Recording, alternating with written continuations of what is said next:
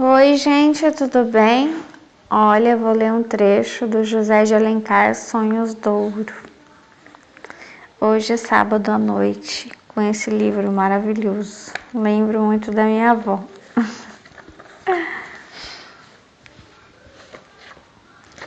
Só uma avó muito especial para dar livro de presente, né, para neta. Olha só. O último trecho que eu li dos Sonhos d'Ouro estava falando sobre a Guida, né? Que ela é filha do milionário Soares, que é o dono de um armarinho no Rio de Janeiro. A Guida, ela tem muitos pretendentes, muitos que frequentam a casa dela. E o pai dela é muito admirado por ser um milionário e as pessoas sempre ficam tentando imitá-lo. E uma das maneiras de tentar imitar a fortuna dele é tentar se casar com a Guida. E a Guida tem 3 principais pretendentes ali, sendo pelo menos 2 deles, né, ao gosto do pai dela. 2 deles são advogados, o outro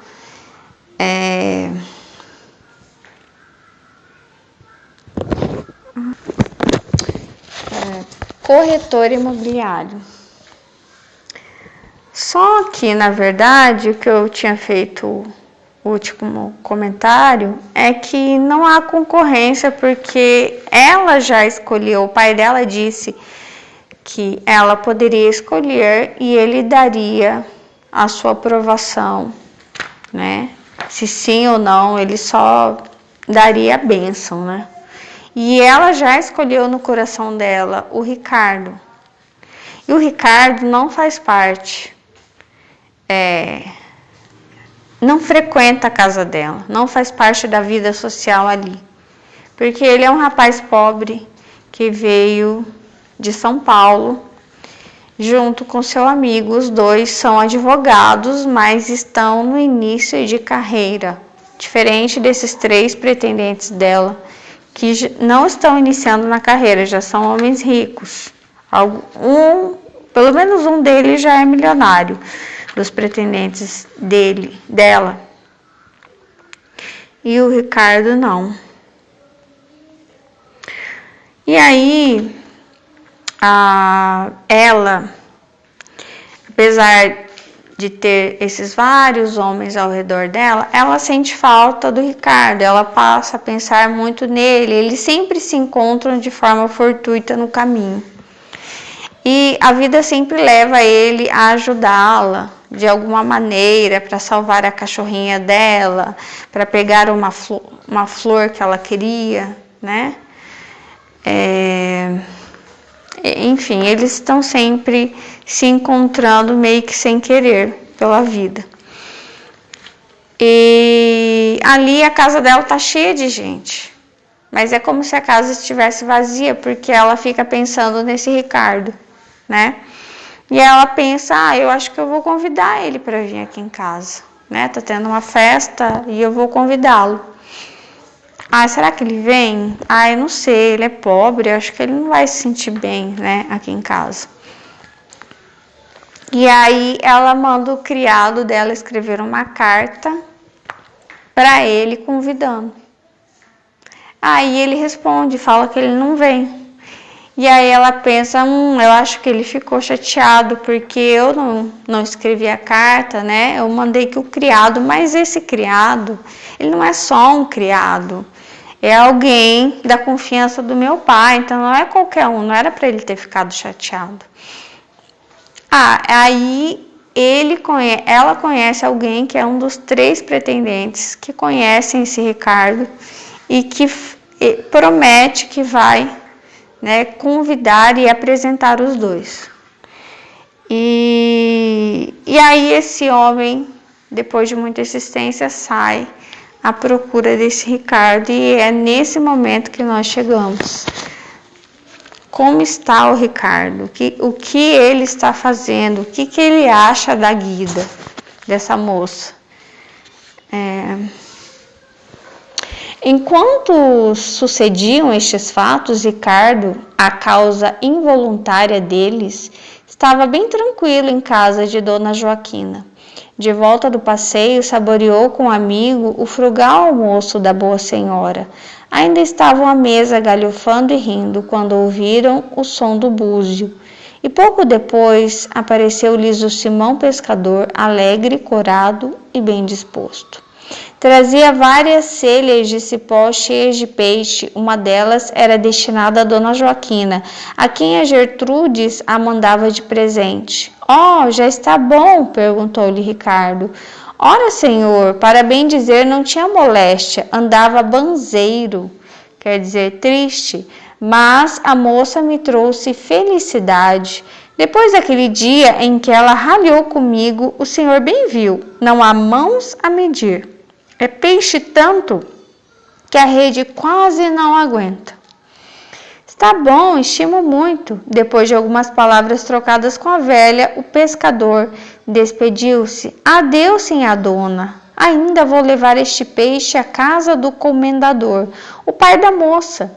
Bom freguês. Este fato deixou alguma impressão no espírito de Ricardo, que lembrou-se da cena a que assistira domingo passado.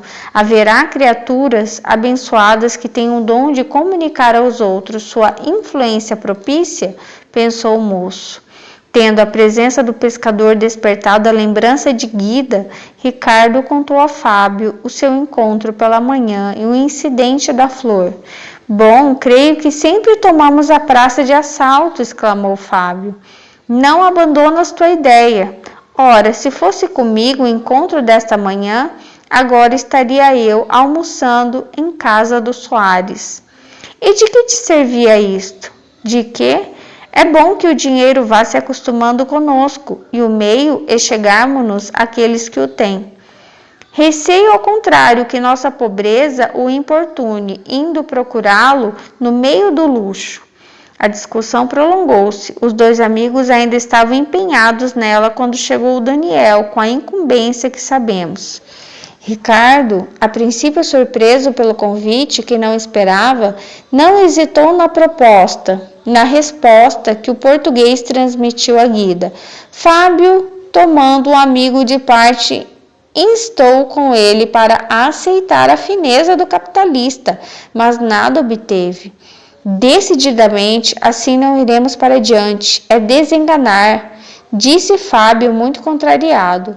Não tens razão, justamente assim é que podemos merecer consideração, não aceitando uma posição menos digna. Reflete bem que figura ridícula não havíamos de fazer naquela sociedade. A mesma que fazem os outros. Nem todos os que frequentam a casa dos Soares são ricos. De certo, mas os que não têm um tratamento correspondente são amigos ou parasitas. Nenhum destes papéis nos cabe. Fábio levantou os ombros, tornou-lhe Ricardo. Não sou desses homens que ostentam um desprezo fingido pelo dinheiro e odeiam os favoritos da fortuna.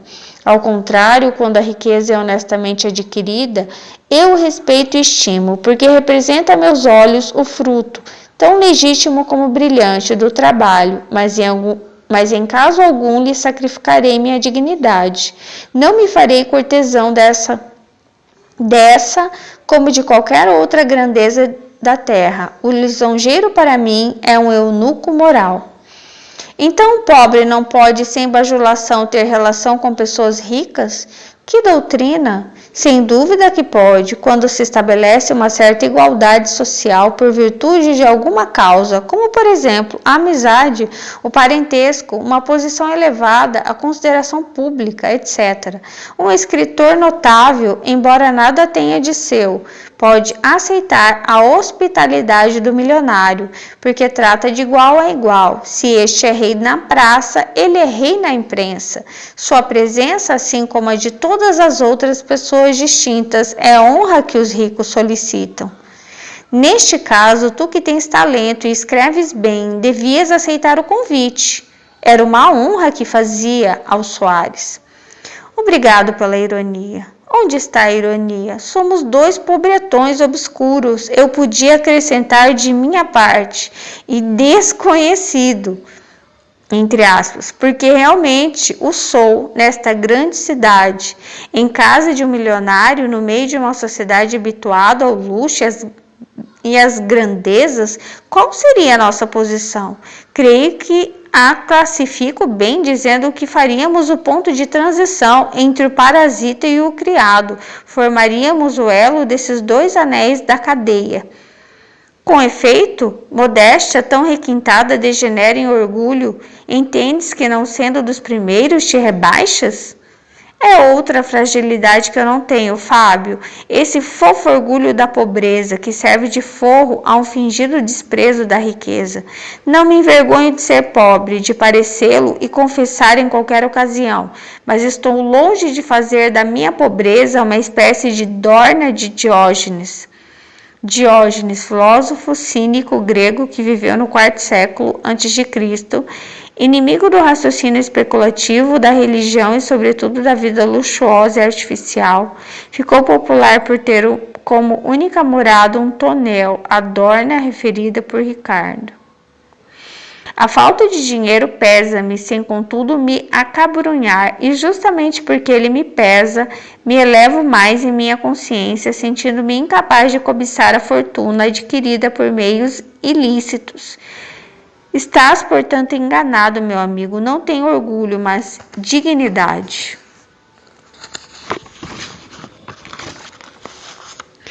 É a mesma coisa com diverso nome. Não, o orgulho é um impulso para elevar-se acima dos outros. A dignidade é a firmeza, que não consente descer da posição que nos compete. Ora, cada degrau que eu subisse da escada do Soares era um passo que descia do meu nível, isolado no meio de tantos convidados, desconhecido naquela sociedade habitual, perguntariam: que veio aqui fazer este sujeito? Prestou um pequeno serviço à filha do comendador, responderia algum íntimo. Se fosse um criado, dava-se uma gorjeta, mas como é um pobre bacharel, convidaram-no a jantar. Tu não conheces a sociedade do Rio de Janeiro, nunca a frequentaste, julgas por São Paulo ou por informações falsas. Conheço-a melhor do que tu, pela razão do provérbio, que no olho dos outros vê-se o argueiro e não se enxerga no nosso, o cavaleiro. Bem sei que estes intrusos de que falo muitas vezes não só obtêm a tolerância, como se tornam necessários, tocam quadrilhas, fazem dançar as feias ou exaltam as virtudes dos donos da casa. São os criados de galão amarelo dos ricaços e banqueiros ou um móvel de palácio, necessário à comodidade e ao bem-estar, como um sofá de estofo, um tapete aveludado, uma cadeira de balanço, um traste bem vês, que não tem consciência do papel que representa. Sai dali o tocador de quadrilhas, por exemplo, acreditando que é um amigo da casa e dos mais estimados. Enfim, meu Deus do céu. Eles brigam com essa questão, né, da amizade entre classes. O Ricardo, ele não aceita, e o Fábio, ele é mais moderado em relação a isso. É complicado. Esse é o comentário de hoje desse livro bem legal, Os Sonhos do Ouro. É isso.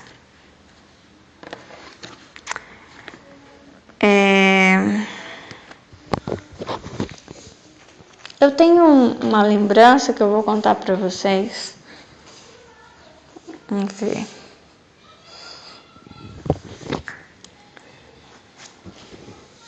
Eu lembro... Ai, cadê?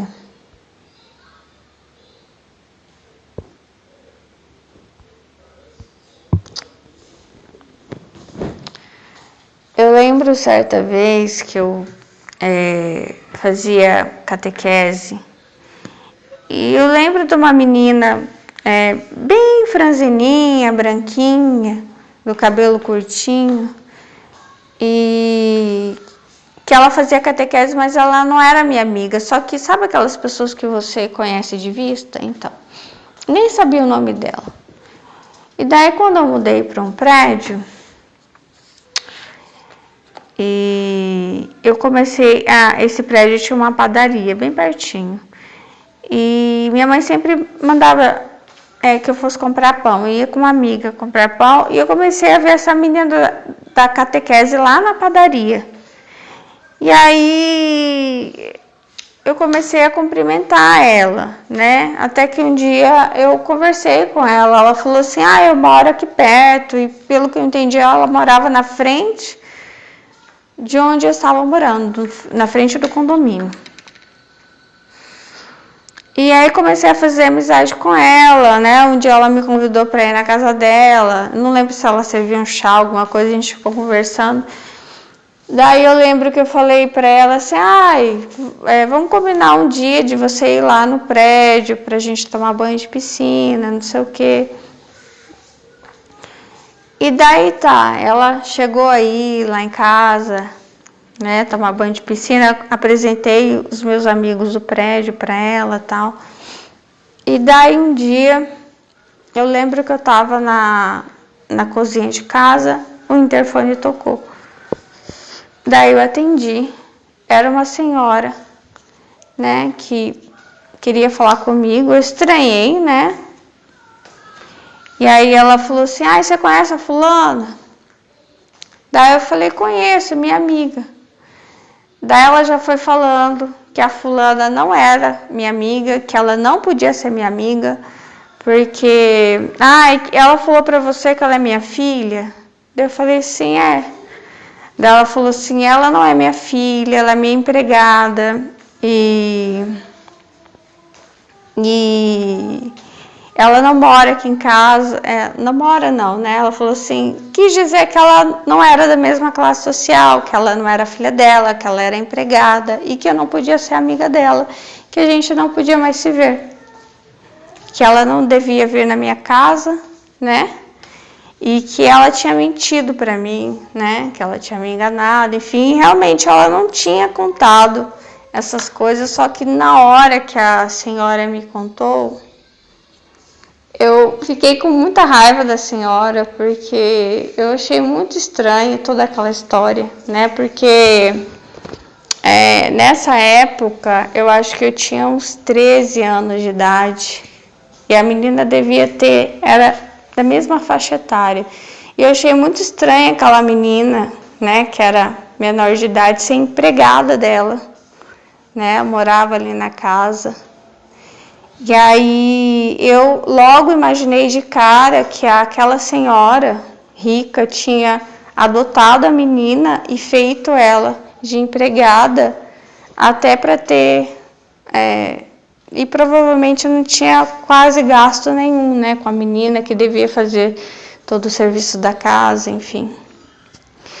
E por causa do preconceito dela, e em vez, não fiquei com raiva da menina, né? Fiquei extremamente brava com aquela senhora. Só que eu não tive coragem de falar nada para ela, por ser uma senhora bem mais velha.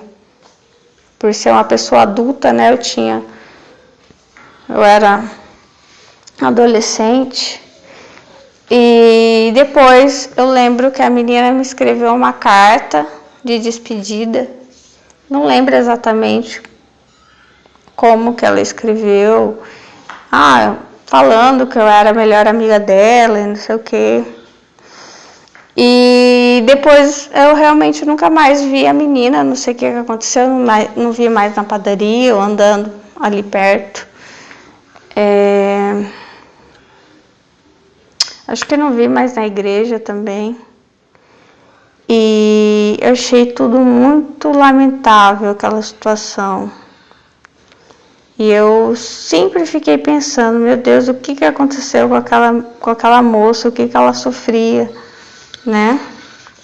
Com aquela situação toda, o que ela achou? Será que ela achou que eu julguei ela? Se eu fiquei brava e na verdade não, eu fiquei brava com a senhora, né? Que a fazia de empregada e com toda aquela situação de preconceito. E eu sabia que ela tinha mentido por medo, né? De eu não aceitar a amizade dela, E também meio que por sobrevivência, já que ela vivia ali em um bairro nobre e ela talvez quisesse fazer amizade com as meninas da idade dela, provavelmente ela mentia. Talvez ela até quisesse que aquela senhora fosse mãe dela e talvez até aquela senhora tivesse adotado ela. Mas aquela adoção em que ela só aproveitava da menina, provavelmente, né, para fazer tudo o que ela precisava, e no fundo, sempre dizia que a menina era uma empregada. Enfim, eu lembrei dessa história, eu sempre lembro dessa história. É isso. Tchau.